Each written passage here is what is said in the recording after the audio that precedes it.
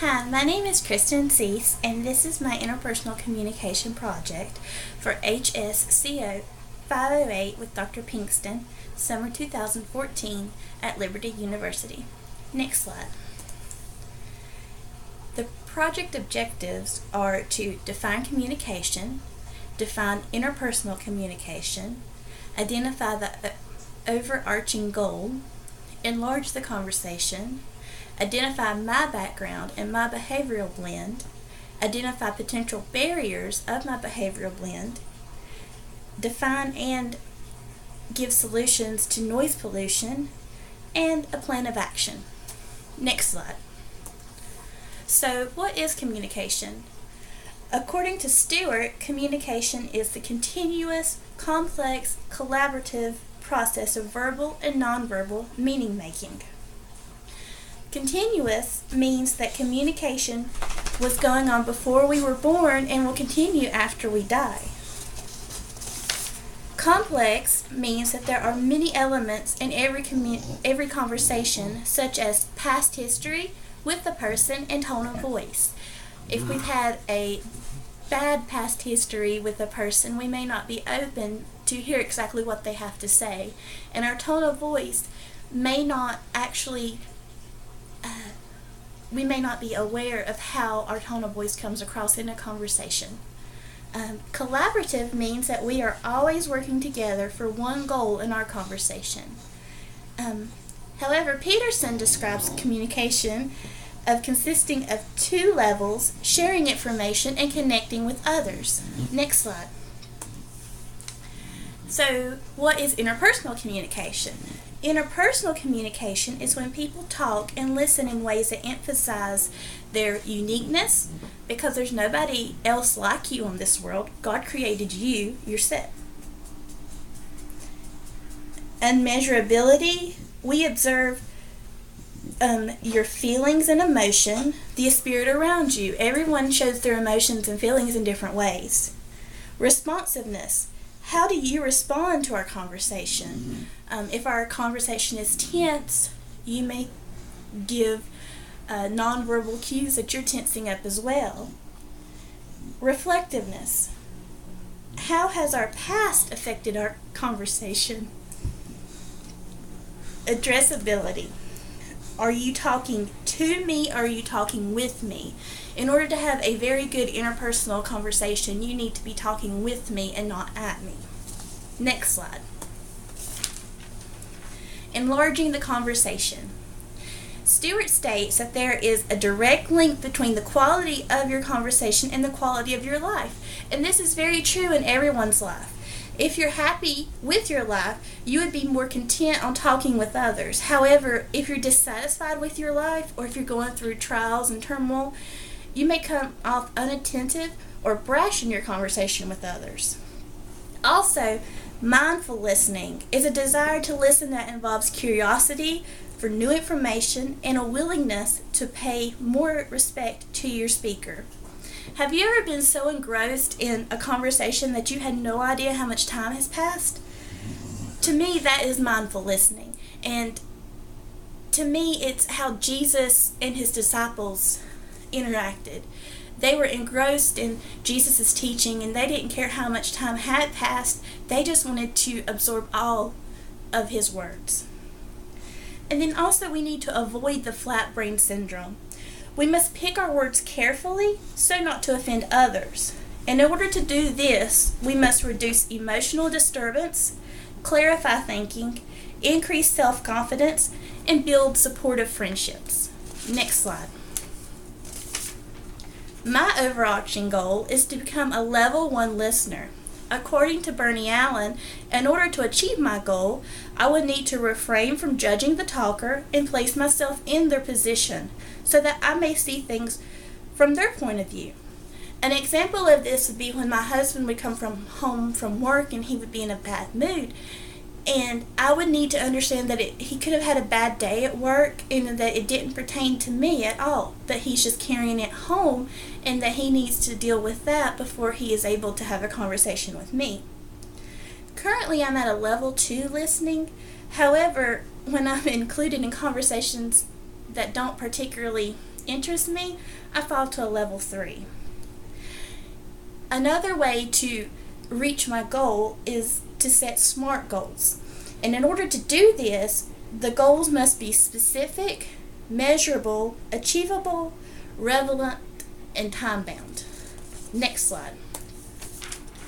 So who is KSEESE? KSEESE is a Christian. I currently work with the youth at our church. I'm also the choir director. I've been married to my husband for 7 years, and he's wonderful. And I'm an animal lover. As you can see by the picture, we have a Boston Bulldog mix named Bella, and she's my world. I'm also an avid reader and shopper. Like every girl, I love to go shopping and buy new clothes, and I also love to read whenever I get time. I'm dependable. People trust me to do things, and I try to do my best when I'm asked to do things. I'm ambitious. As you know, I am coming back to school for my master's degree, and I hope to excel in this profession. And then I'm also caring. I really care about how other people feel, and I want them to know that they can come to me with any of their problems and we can talk it out. Next slide. Behavioral blend. Carbonell states that there are 4 temperament models of human behavior. D, active, task-oriented. I, active, people-oriented. S, passive, people-oriented. And C, passive, task-oriented. At the beginning of this class, we created a profile on Uniquely You to discover our behavioral blend. Next slide. My behavioral blend is an SC, which means I have strong people skills, but I'm also quite shy. Next slide. My behavioral blend has positive and negative traits. Some of the positive traits are that people see me as intelligent. I'm also task-oriented, but I prefer to work alone. I'm a peacemaker. I don't like to see people in arguments. And I'm patient. I don't try to go for things when it's not my time. Some negative traits in my behavioral blend is that I'm often taken advantage of. I may keep ideas to myself instead of bringing them up in meetings. And I do not like to be in charge. I enjoy to be a follower and let other people make the decisions. Next slide. Some potential barriers for my behavioral blend. I'm passive. I'm afraid to speak up in public. I may have emotional overload. I tend to keep feelings bottled up, and then sometimes my husband gets the brunt of that. I'm too focused. I tend to work by myself so that I don't have to engage with others. I'm also afraid to hurt other people's feelings. And sometimes I take on their tasks just so they're not overburdened with their things. And then I'm also fast thinking. I'm quick to judge others based on our past history, and I tend to avoid having conversations with them. Next slide. So what are some solutions to the barriers of my behavioral blend? I need to turn off my electronics and turn away from the computer. Give the person I'm having a conversation with my full attention. I need to face the talker. I need to paraphrase the conversation to let them know that I do hear what they are saying. And I need to ask open-ended questions. That way they know that I am interested in their life and what they are talking about. And then I also need to watch my nonverbal attitude. I tend to stare off in space when I'm not interested, and that just gives the talker, it just puts them off. Next slide. What is noise pollution? Goins states that noise pollution is any unwanted human-created sound that has the effect to be annoying, distracting, painful, or physically harmful. Next slide. There's 2 different types of noise pollution. We have internal noise pollution and external noise pollution. Internal noise pollution is your mind wandering. Your attention is not focused on the talker, or you actually may be hungry. If your stomach's growling, you're really not paying attention to what's going on. External noise pollution is loud noises, room temperature. It may be too cold or too hot, so your mind is not totally focused on the conversation. And Electronics, cell phones, iPads, tablets, different things like that, they are distracting to others. Next slide. So some of the solutions to noise pollution, the easiest is to close the door. When you're having a conversation, just close the door and it's just you and the other person. You may need to move to another location if there's construction going on outside, or if it's too hot or too cold. Just move to a different room to have your conversation. You need to face the talker. My mom always said it was good manners to face the talker, and so that's what you need to do. And then you also need to really focus on what's being said, because if you're only halfway listening, you're not catching the whole gist of the conversation. Next slide.